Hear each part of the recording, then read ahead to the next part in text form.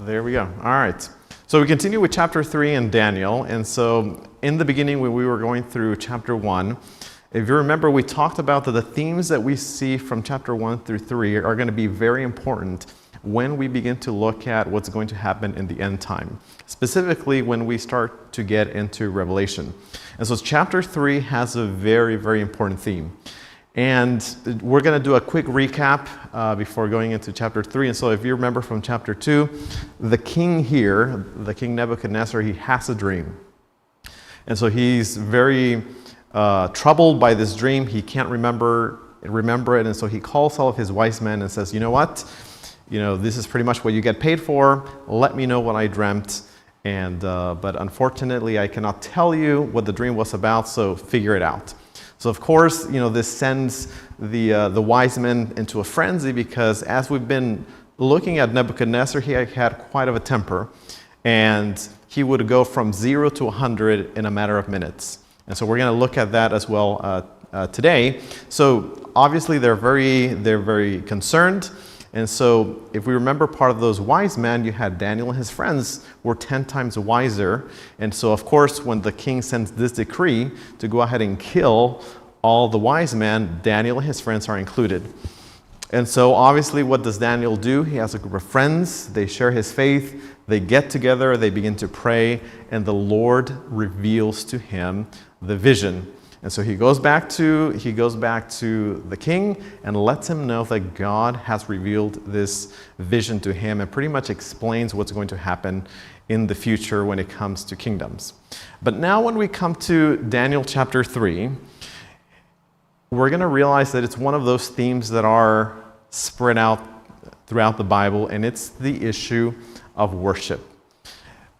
There's a Jewish writer, and when you look at the original word of worship in the Hebrew language, it was one of those words that was also used when you would refer to the devotion that a man has between his wife. There's a lot of poets, old Jewish poets, that when they talk about the relationship between a husband and a wife, they refer to that closeness as worship. It's more like a devotion. And so when we go through this chapter, we're going to look at that the theme of worship pops up quite a bit. And we're going to see this pop up again in Revelation, where the final test is going to be on what point? The final test is going to be on that specific issue of worship. And so let's go and get into Daniel chapter 3. And so last chapter, we looked at that statue. And so at this point, Nebuchadnezzar decides, you know what? I'm not 100% happy with the fact that my kingdom is going to end. Because remember, Babylon was represented as a head of gold. So he says, you know what? I'm not happy that my kingdom is going to end. What if I make, let's say, a self-fulfilling prophecy, and instead of just keeping the statue the way it is, I'm going to build another one. But this one is going to be completely of gold. And so his whole point is he wanted his kingdom to do what? He wanted his kingdom to last forever. Who of us here likes to die, or is pretty much looking forward to death? I don't think none of us here. And the king himself thought that, you know what? It would be good if my kingdom would last forever. And not only that, he also wanted to live forever. If you look at how the wise man would address the king, it would always be with a phrase, "King, live forever." And so it was this idea that the kings would live forever. And so he said, if I'm going to live forever, I don't want to fail. I want my kingdom to be forever. And so he goes ahead and he builds this statue. And it looks something like this. And when we go to verse 1, it says, Nebuchadnezzar the king made an image of gold, whose height was 60 cubits, and the breadth thereof 6 cubits. He set it up in the plains of Dura, in the province of Babylon.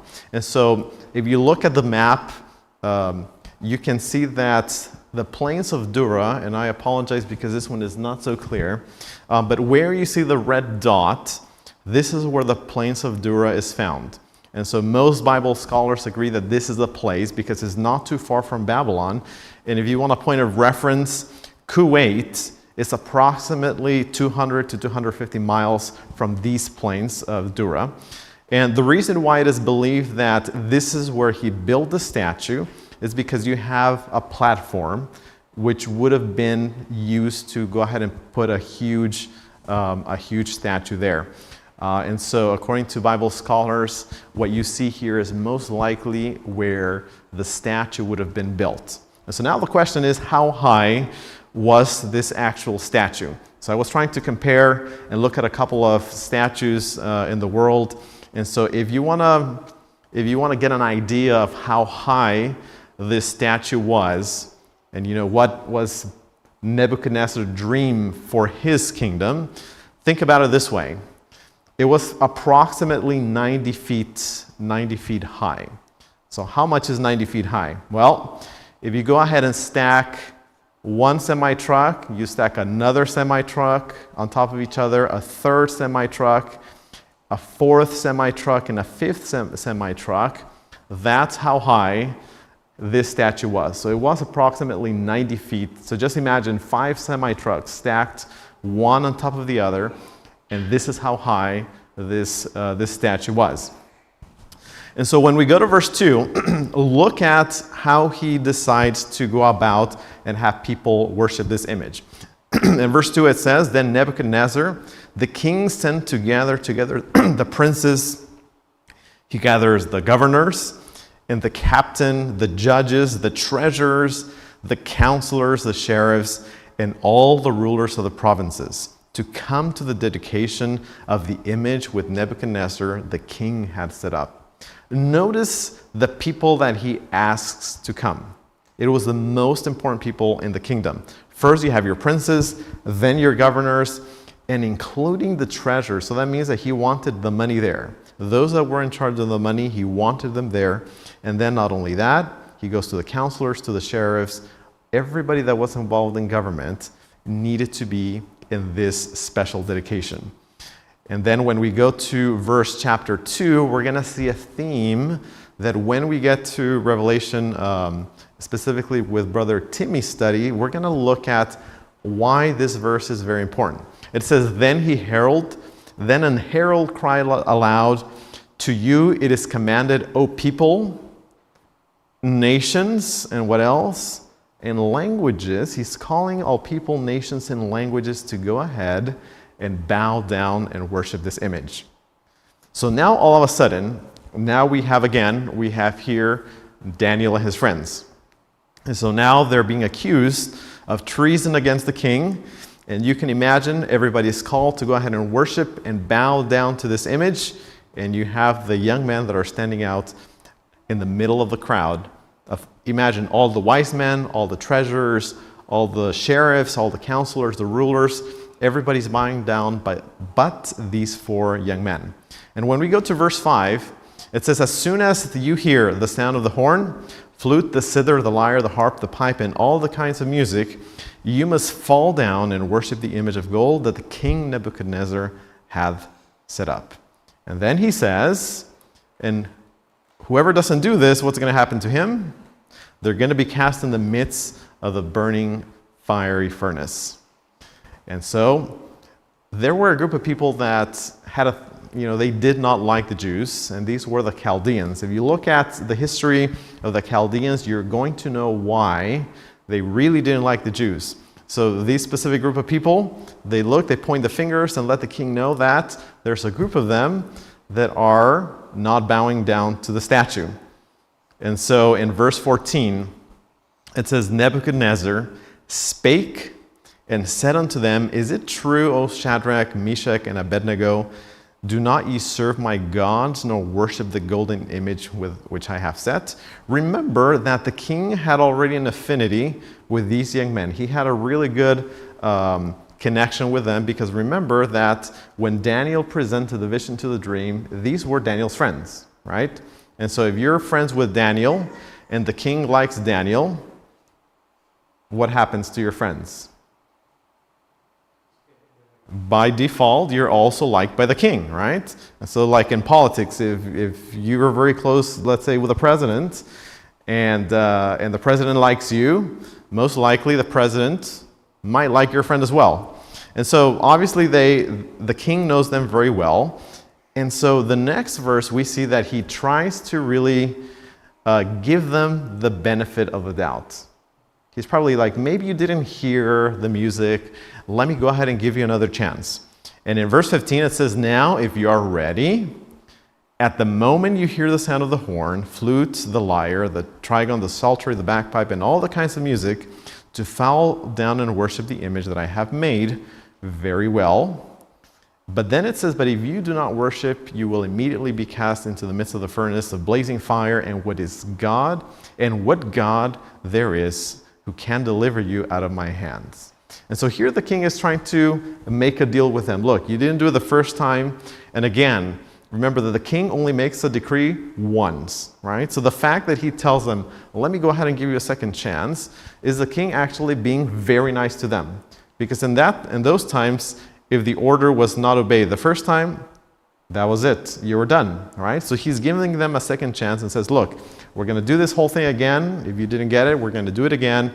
Once you listen to the music, you fall down and you worship. But if you don't, then you're going to go ahead and be cast into the blazing fire. And so now we go to the section that I called it the even if. When we go to verse 17, here we have what these young men actually reply. It says, if it be so, our God whom we serve is able to deliver us from the burning fiery furnace, and he will deliver us out of thine hand, O king. But then a very important phrase. It says, but if not, be it known unto thee, O king, that we will not serve thy gods, nor worship the golden image which thou hast set up. And so now we see how Nebuchadnezzar will go from 0, he's very calm, and now he's going to go to 100. And in the very next verse he says, then Nebuchadnezzar was filled with wrath, and his facial expression was altered.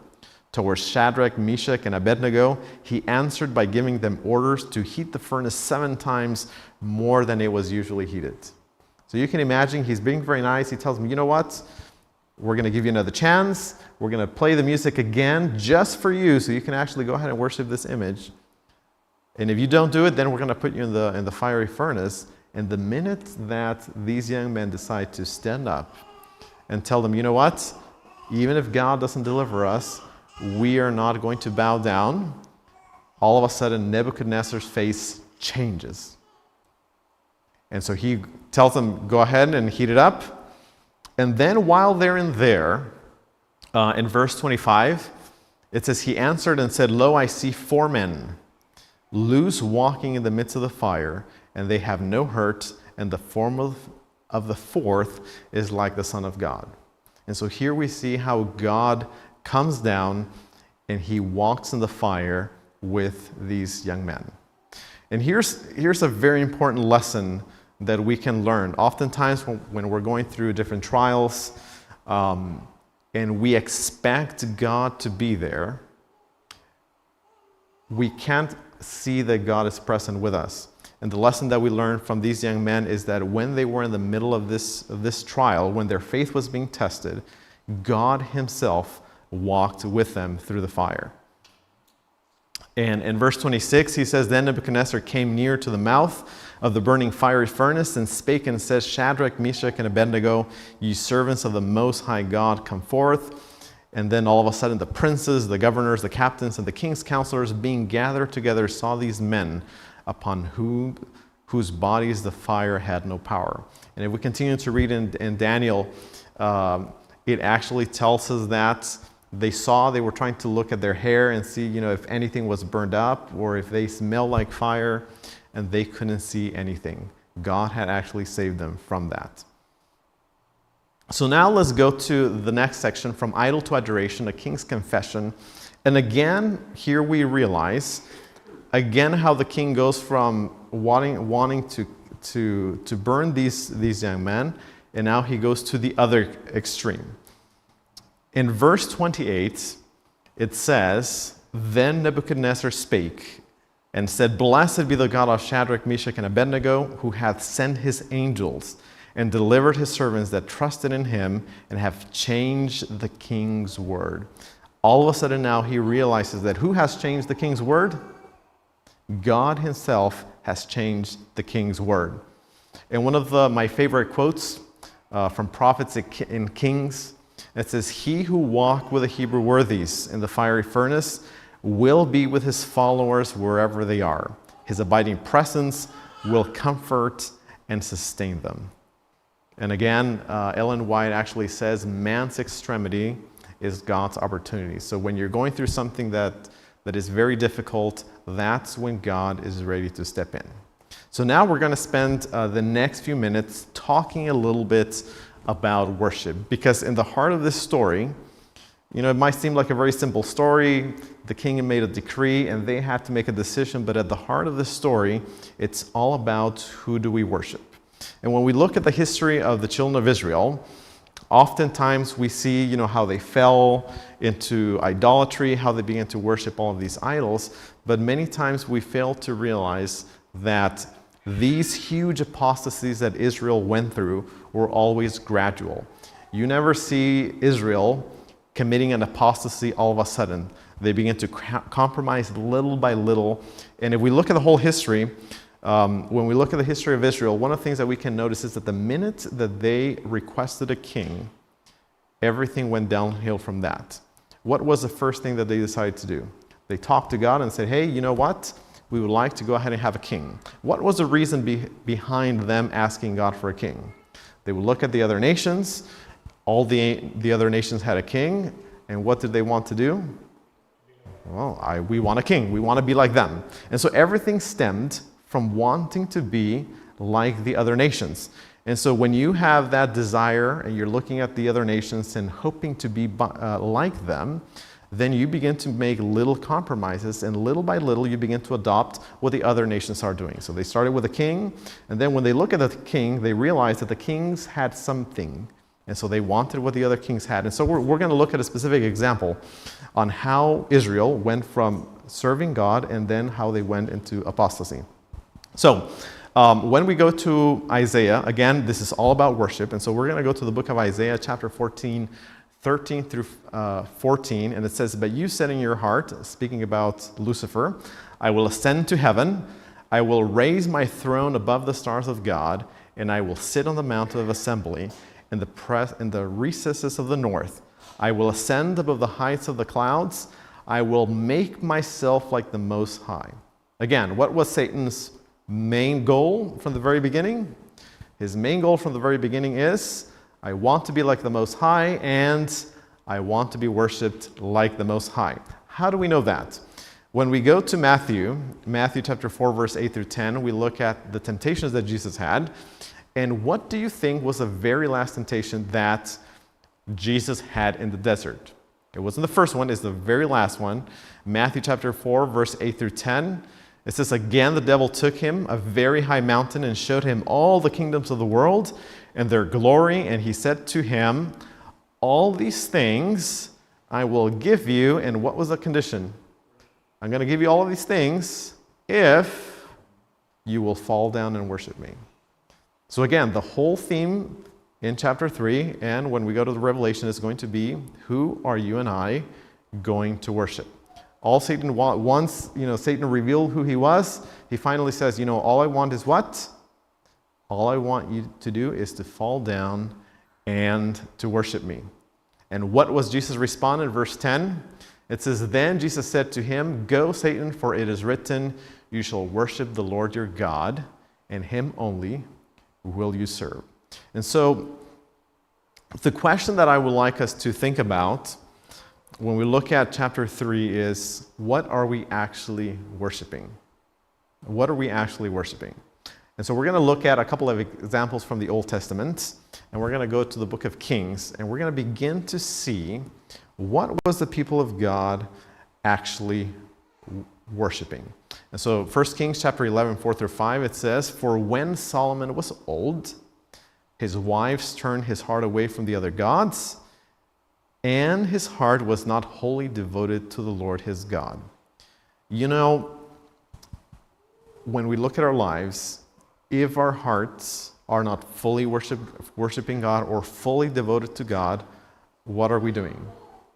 If our devotion is not wholly on God, then what? We are going after other gods. It says, and his heart was not wholly devoted to the Lord his God. Half devotion to God is going to be what? Half devotion to God is going to be idolatry. And if we keep going in 1 Kings, it says, again, for Solomon went. What did Solomon do? He went after other gods, in this case, Ashtoreth, the goddess of the Sidonians, and after Milcom and the detestable idol of the Ammonites. And so he began to go into these idols. And then in verse 12:33, this is talking about Rehoboam, the king. We know that he was a very bad king. And look what it says here. Then he went up to the altar, which he had made in Bethel. What special event happened in Bethel? And this is going to give us a clue as to how far the people of God went into idolatry and away from worshiping the true God.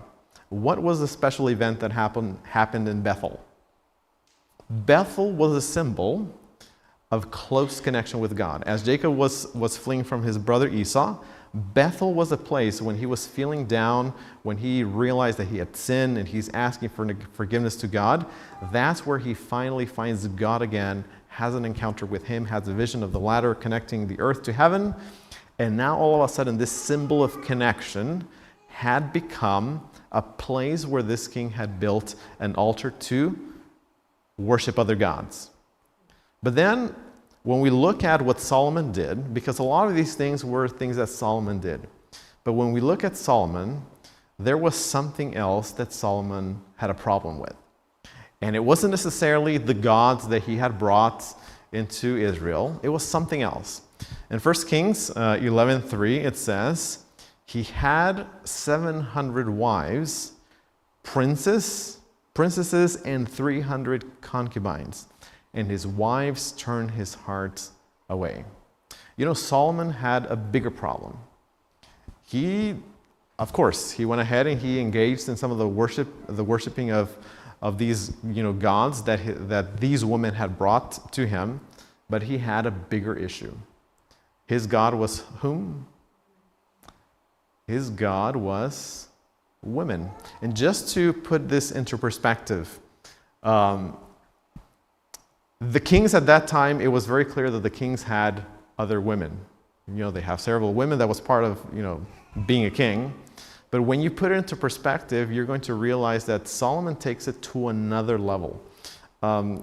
Biblical scholars believe that he was perhaps the king that had the most when you compare it to all the other pagan kings. And so when you look at it, for example, one of the Egyptian pharaohs, he probably had about 3 to 8, no more than 12, right? And that's what most scholars agree on. This king didn't have more than 12. When you look at the kings of Babylon, they had their queen, and they might have had around 20 to 50 women that were part of his court.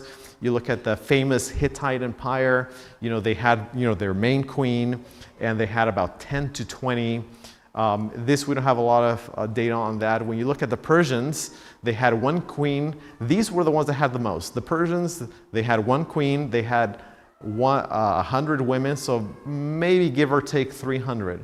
But when you come to the king of Israel, Solomon, he had just of wives, he had 700, and he had 3 concubines. It was nearly double than what the king of Persia had. Because if you combine it, it was like about 300, give or take. And now here we have the king of Israel went as far down into, worshiping, other gods, and specifically worshiping women, that he had almost close to 1,000 women in his court.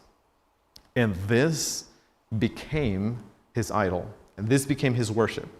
And so when we look at the story in chapter 3, the biggest question that we need to ask ourselves is, what are we worshiping?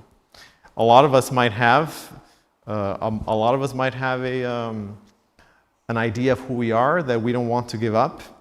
And the biggest question that I would like to leave us tonight is, oftentimes when you have to make a decision and when it takes when you have to take a decision and you know that what you need to do is right, the hardest time to make the right decision for God will be when you're on the spot. If everybody else is doing something else and you're put on the spot and you have to make a choice, oftentimes as Christians we would like to kind of take the back seat, to be a little bit more discreet and not be put in the spotlight. But when we look at the story of these young Hebrew men, we see that through the grace of God, they were able to make a choice for God. And so the question that I would like to leave us tonight is, as we go back home, think about the things that we're worshiping. It doesn't have to be, an idol. When we look at the children of Israel, they had a lot of things that they worshiped. But all of these little choices that they made along the way were the ones that prepared them to finally go into captivity in Babylon.